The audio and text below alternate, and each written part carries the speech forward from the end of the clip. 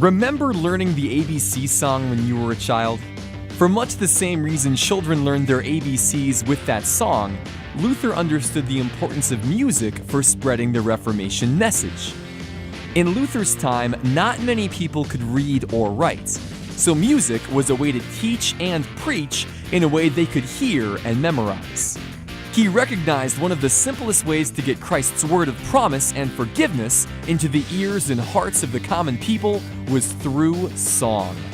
And so Luther wrote hymns based on the Psalms, the creeds, the Lord's Prayer, all proclaiming Christ's saving work as another way to spread the message. Key for Luther in writing these hymns was that they were not simply for the sake of performance by trained musicians.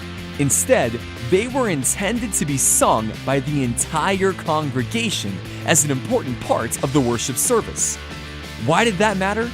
Luther understood music to be part of the congregation's participation in the service itself.